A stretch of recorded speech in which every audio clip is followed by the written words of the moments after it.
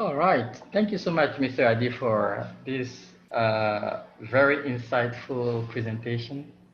Um, Now, I would like to give the opportunity to maybe some of the participants who would like to maybe add something to the presentation. I think I could see Donald raising his hand. Mhm.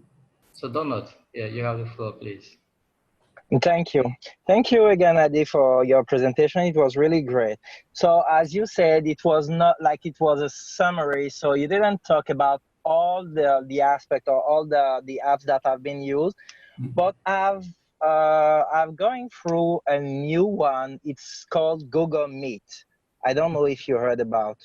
And so Yes. Google, yeah, Google Meet is the like the what Google did in front of Zoom because Zoom have been very successful. So Google quickly went into that field because they had already Hangout, but they made it more powerful for education, and they create that Meet. And Meet is free as long as you have a Gmail account. So it's an advantage front of like Zoom is not free. So you have to pay a subscription to have more than 40 minutes uh, of a presentation. So a best alternative could be this Google Meet.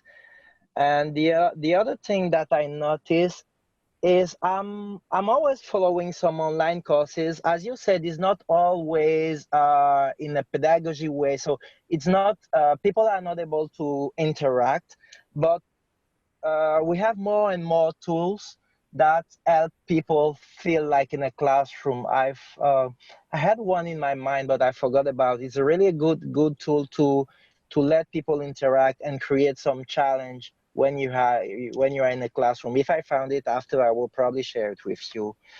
And the other thing is what you said about that pandemic that happened. It's a really bad thing, but at least we have to pick what is most important for us. So from that, we learn that we can study online, we can learn more online, and due to the countries where we are living, like in Africa, we don't have enough resources that like people living in other countries. Like as you said, internet connection is expensive.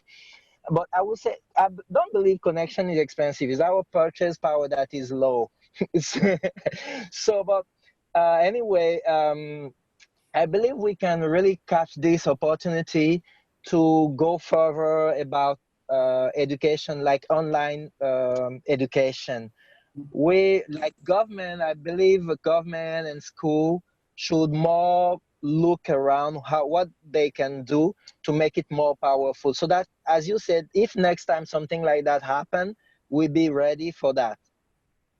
And my last point, as you're talking about podcasts and audio, I believe it could be the best opportunity for us as African, because podcast is easier to record, and it's shareable, and it's more easier for people. And I believe we can more focus on radio, because radio is more known. Many people have radios everywhere, even in village, people have radios. So we can build a kind of education process based on radio and podcast, and it will be cheaper for us African. So I've seen Ivory say that he don't agree because I say internet is expensive. So why I'm saying that? I live in a country like I don't live in Africa, but I lived in Africa for all my life before moving to Canada. Here, if I compare to what I was paying in Africa, in Cote d'Ivoire, especially, I pay more for accessing internet. I pay more for accessing even mobile phone. But here, people have more means. We live in a developed country, but some people are poorer. But if quickly share my experience, I don't want to take the floor for a long time. To just share my experience here, we went through online courses as well. But what they did, because this online courses is almost something that kids here are doing as a part-time. So like teachers used to give some online exercises for kids. So after the normal courses, students went through Google Classroom to make some exercises. That was during the normal time. So it was not something different for them when they asked them to go more online, following courses online, because they're already they are used to do it in normal time. So that's why I'm saying that we probably need to find a technology that is suitable for us and dig deeper on that, so that if something happens next time, we'll be prepared for that. Thank you so much. Thank you for your comment. You said everything, so, well, thank you. If somebody else has something to say. Yes, Gary, where's the American corner? Yes, Gary, you can. Yeah, I'm here. Mm-hmm. Yes, good, no problem. Yes, okay. Mm-hmm. I was just going to say, I think your key issues were around pedagogy. I mean, I don't think that the technology is so important. I mean, I mentioned radio before in the chat, so I think radio is something that certainly, if you look at a lot of the advice from organisations like UNESCO, for example, and a lot of the organisations who work with refugees, for example, radio is a very commonly used tool. We use radio in a generic way, broadcast radio, but also sort of then adapting that to audio. And I think it's much more about the pedagogy, as you're suggesting, Adi, and I think that's what, it doesn't really matter what tool we use. So even if Zoom now is, available free, or we have, Google Meet or Hangout or whatever we call it these days, in a way, what people used to do is they would just glue 40-minute sessions together, and you need a break anyway. I mean, we all know that if you run sessions too long online, it's problematic. So you have to have breaks. So the technology is not the barrier. Maybe the internet is one of the big barriers, and that's something that needs addressing. But essentially, it's about thinking pedagogically. So your examples absolutely apposite. How do you put this stuff online? And we have similar findings, in our work, as you well know, because you were part of it, Adi, about the business of social people. Social media seems a great idea, but then people are too social. So it's how do you get that balance between something that you're used to using in a certain kind of way, and switch it to something else. Mm-hmm. And I think the points you're making are absolutely valid. It's getting pedagogy right. But one of the things I would comment on at the end there, you were saying, getting ready for the next pandemic. Yes, of course, there's going to be another pandemic. There's going to be a real climate crisis, if we don't learn from our experiences, of the pandemic. And it's not about that. It's about embedding things generally. So Donald was saying, students in certain parts of the world are used to doing that. Well, let's take that experience that people have had, particularly if they've had positive experiences, and then try and think about schooling differently. If we're talking about schooling, obviously in higher education it's easier, but if we're talking about schooling, then let's try and think differently about it and get the authorities to think differently about it, so we don't go back to normal. That to me is the message we've got to get out there. People have made it work, so why stop doing it? So why not, supplement classes in certain kind of ways? Then you can tackle some of the big endemic problems that you have in many African countries, like large class sizes, for example.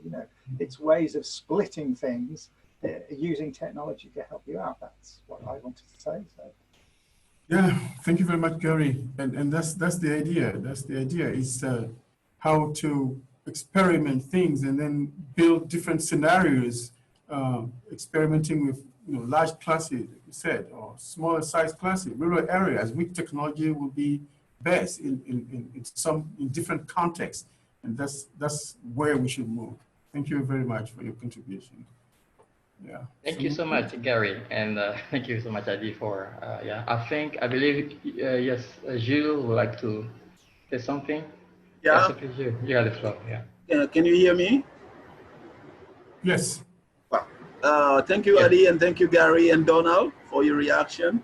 I am teaching in a so-called urban area, but it is more rural than urban. Okay, I'm teaching in a city called Dimbokro. We have a population of 5,400 students, and we are only 5 English teachers there. You see, and the problem here is that even there is a matter of infrastructure. Okay, there seems to be no volition from our educational politicians, if I can talk this way, to help these people. Most of the children we have here come from rural neighboring villages, and it is very, very hard for them to have access to technology. When teachers here, we are working together, but we working in the same site, on the same site, on the same school, but we are not working as a team. Okay, we have set up a WhatsApp group, but not all the teachers are reactive on the group. And doing this, it is very, very hard to share. Sometimes you share documents, you share handouts, you share documents that you have from other partners, they do not react. So this is one of the challenges, okay? Our colleagues are not keen on working in groups as a team, and our kids also do not have access in the majority to even the telephone. Okay, with me, the experience I have is with my higher students, higher level students. We have set up a WhatsApp group. Even I started using it before the COVID-19. We have a group, and in this group, because our students here are not keen on speaking English very well and very frequently, they don't use English. So to motivate them into using English, I have set up a WhatsApp group, and it is forbidden to speak any other language than English. So they are compelled. This helps them write in English, because in writing they are not very good, and it helps them develop their writing skill. And sometimes they can call and exchange with me when they have difficulties at home. So I think this is a very, very great opportunity. If the school authorities could help, even by providing internet connection at school, this also can help students. One thing Adi didn't mention is that sometimes students have access to the technological devices like telephones, but they don't use the device for the good way. They use it for things which have nothing to do with their education, and this is unfortunately what we have, what we face. Okay, they prefer going on WhatsApp. We have in our school a company, a telephone company, if I can name it, MTN, provided what they call like a corner technology room where students could have gone and be connected to the internet. Anytime you go there, they are playing games, and even the the manager does not react, because when students come and they pay for playing, is making money. So this is one of our problem we're facing here. I am happy to have taken part in this program, and I have learned so much. I do hope that when school will open, we will be taking opportunity. We will use some of the thing we have learned here today and put it at the service of the student. Thank you again, Gary. Yeah, I'm happy to see your face. I'm used to reading about you, and I'm happy to hear from you. Donald, also, thank you for reacting and for taking part. Thank you, Adi. Thank you so much, Joe. And I don't know if maybe Adi has something to add. Yeah. Thank you, Gilles. That's what Gary was saying. We really need to think about which technology is best for different contexts where we are. For example, if there's no connection in Dimbokro, or there's no internet coverage or the school, but you mentioned it, you have a lab, you have a computer room, like you said. So for example, if students had basic cell phone, and then they will come to school and be able to download audio, like Donna said, download audio into their cell phone, share with on the how you said it, with Bluetooth, or put it on a SD card, for example, and go home with it. They won't need internet connection. The thing is that we have to think about, we are thinking about complex technology. That's what actually is killing, is giving us hard time. But we must use, think about what is accessible, what is available, right? And then students are not using the devices in a good way, and they don't, they're playing game. Student will always play games. Student will always use a cell phone to talk. But one thing teachers should understand is that is to give something to do. If they don't have anything to do with a device, they will play games. So if you can give them something to do and you are able to monitor what to give them, I think many of them will do it. Those who will not do it, well, will be considered as students at risk. Okay. Thank you again for your contribution. Thank you. My name is Thomas. Thank you, Thomas. Yeah, welcome. Yes, I would like first to thank the speaker, for the presenter, for this very informative presentation. I really enjoyed it. My question is related to access to technology. To me, how can we make our policymakers to invest in technology? One thing I noticed is that most of our schools don't have any website. Second thing, is it, unfortunately, I left the Ministry of Education, so I am no longer a teacher, so I don't know now what is going on at the ministry, but I would like to know, is it easy for you to have your lessons in numerical form, for example? Because when I was a teacher, it was difficult to convince teachers, for example, to have the courses in Word format, or for example, or in Excel format, and share it through internet with the students. Most of them prefer to work with papers and so on. So now, I think, what are you doing concretely? Do you share your courses through emails with the students, or students have to come to class and just copy on from the blackboard? Thank you very much. Okay. Okay, thank you so much, Thomas. Yeah, okay, Adi, please. Okay, so the first question is how we encourage decision makers to invest in technology.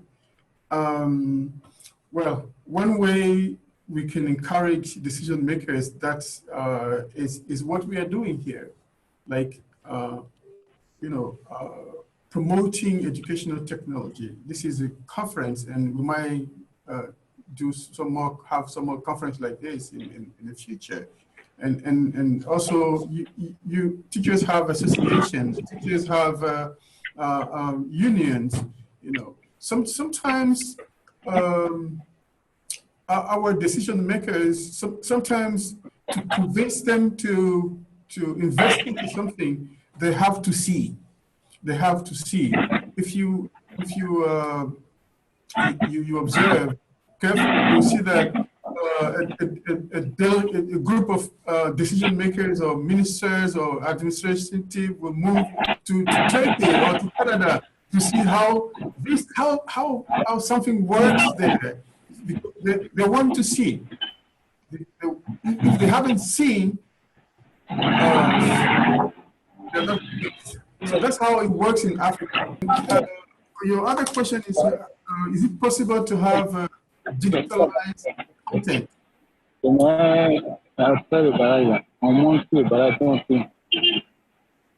Sorry? Oh, I think there's an issue with Igbo. Oh, Okay. So, Adi, check if you can. Okay, good. Thank you. yeah, it's fine. Okay. So for me, I guess it's not easy for all the teachers to digitalize their lessons, like put into Word document, or like said, PowerPoint or Excel. Sometimes it's difficult because they don't have the training. Sometimes because they don't have the device, the computer. But it's a matter of personal decision. I believe a teacher in Cote d'Ivoire today can afford, if you are a teacher in high school, from high school, I don't know, from primary, even from primary also, it's possible you can afford a computer that can type Word, can process Word and PowerPoint. I know because I know your salaries. So, and you're laughing. So, yeah, so you can do it. For me, it's easy. And do I share online? It depends. It depends. If I'm using an LMS, I share this PowerPoint, for example, after the presentation, I can share. But the LMS have different other functions, not only sharing document. It's about organizing interaction, building a storyboard, building posting videos for remediation and things like that. It's more, not just putting a PDF document. Yeah. Is there any other question? I think I answered. Yes, Gary? Yeah. I think you have to, you keep saying this, but you have to build from where you are.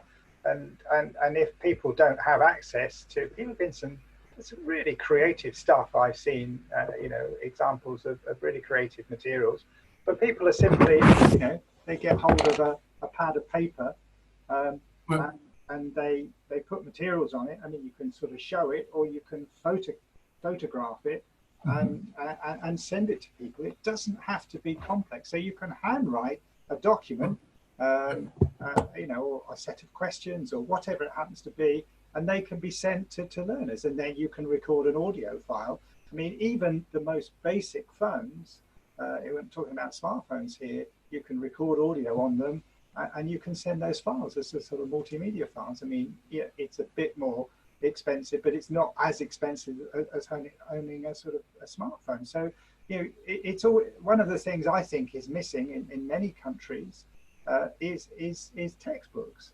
And one of the things that, again, you can take it, if the kids have got a book at home, you can wrap something around that, so the technology can be used in creative ways. So, a bit of audio, a bit of handwritten exercise, the kids can then photograph that stuff and send it back. It's possible to do a range of things. So you're absolutely right in what you're saying. We have to be careful that, and particularly when people go abroad and have a look at how other people are using it, they often don't do that for the right reasons. But then they come back with ideas that are completely inappropriate for the context that you're working in. And I mean, I have to say that in many, a lot of people won't believe this, but in many parts of Manchester, there are lots of children who don't have the access to the technology that some of your kids in your cities do. So they can't do it either. But again, teachers end up being creative, about using these things. And so I think it's about teachers, it's about pedagogy, it's about creativity, and then it's about technology. So technology is, down the path of it. That's my view anyway. So.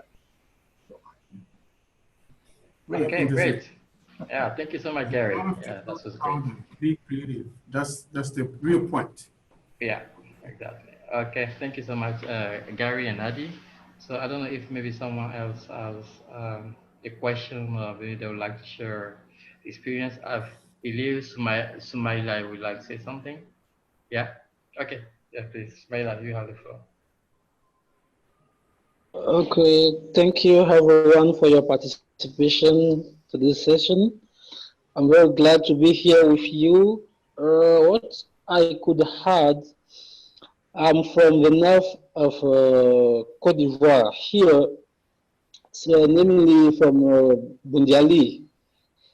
The parents are farmers, so for them it is very difficult to deal with technology.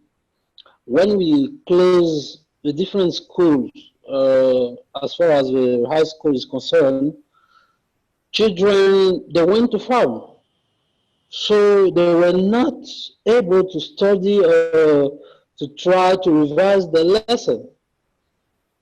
If you want to see some people here with a TV set, that will be a problem because it is not accessible.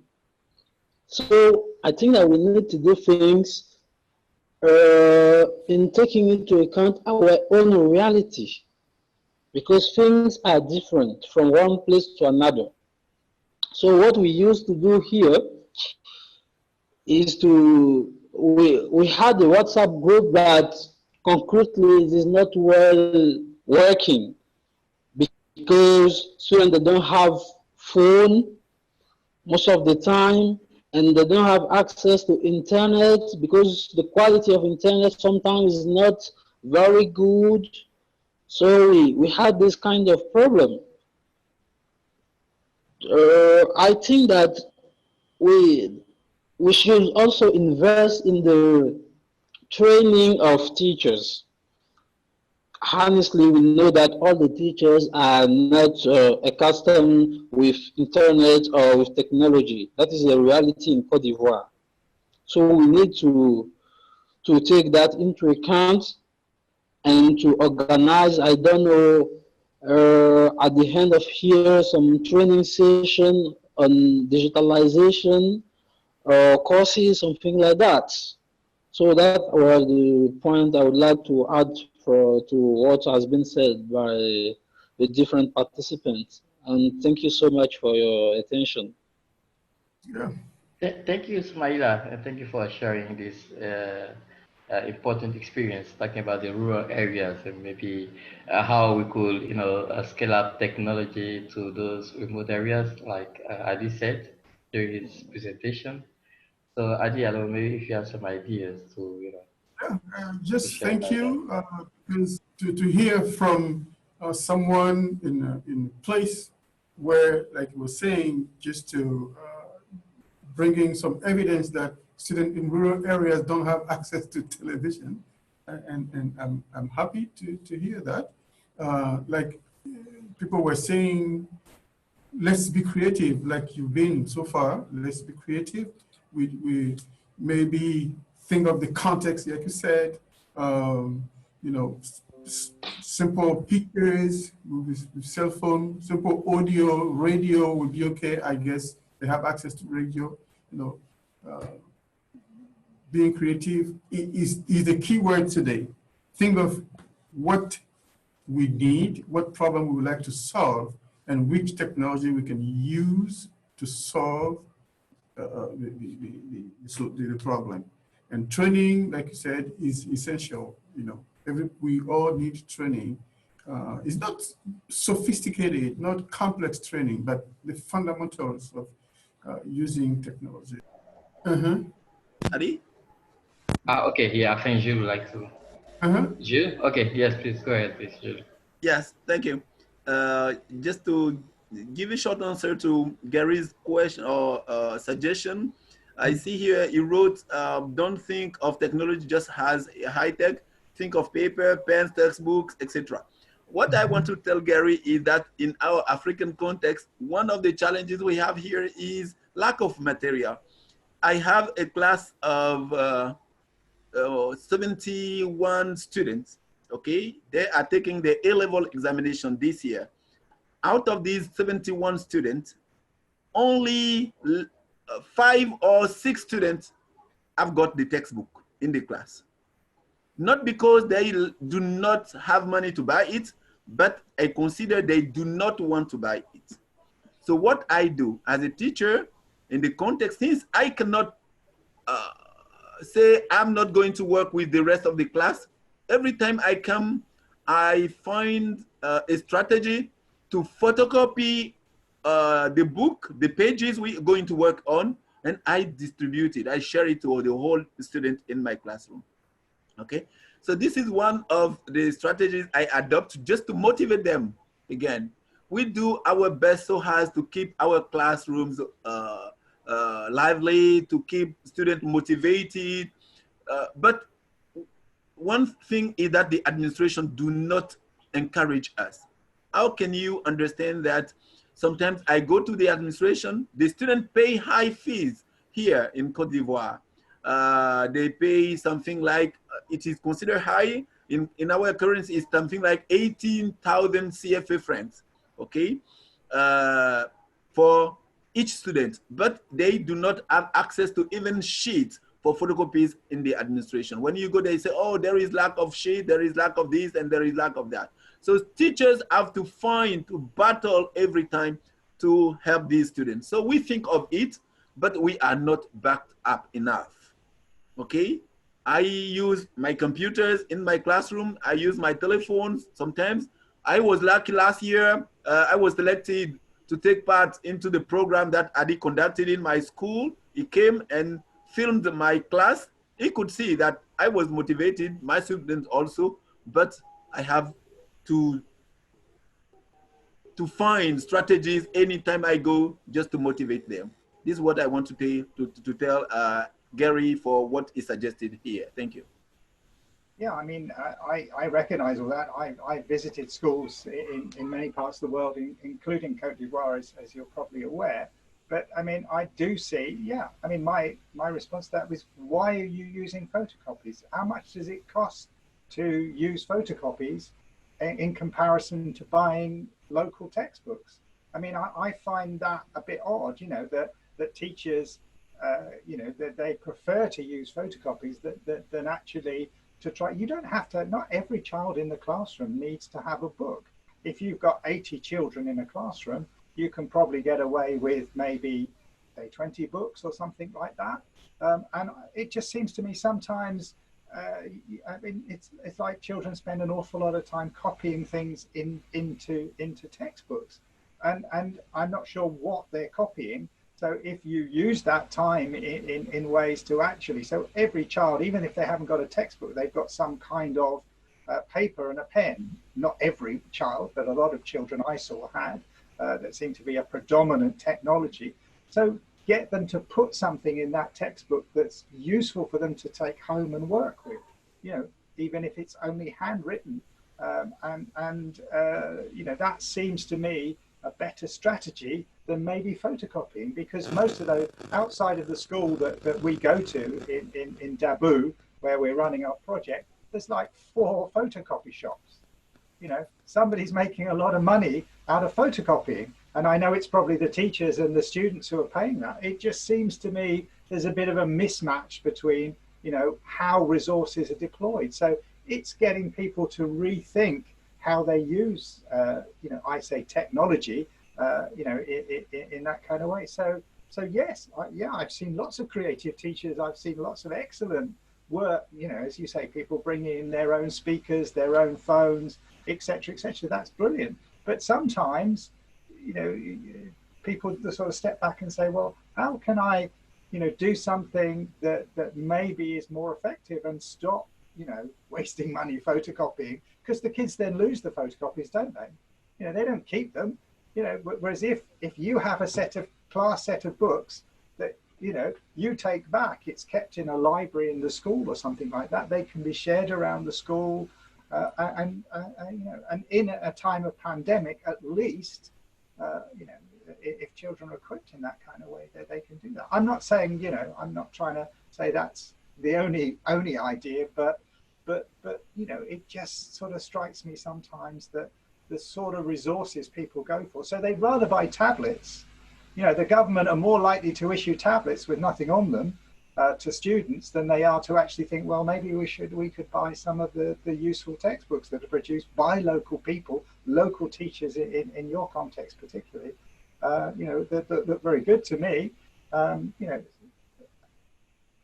it sometimes, you know, I sort of sit there and watch this and think, well, why is this happening in this kind of way? Thank you. All right, thank you so much, Gary, for the insights. Yeah, thank you. I don't know if maybe Adi has something to say. No, I'm good. All right. So I think, yeah, we're going to maybe put an end to it. Yeah. So thank you so much, yeah, everyone for your time and for this great discussion. I think we're going to stop here for today. And to wrap up, I think we're going to insist on the fact that we, in addition to we also need like innovation and try to find innovative, solution and ideas and how we can best use the technology that is available. Not only the availability, but what is also suitable for our specific African context.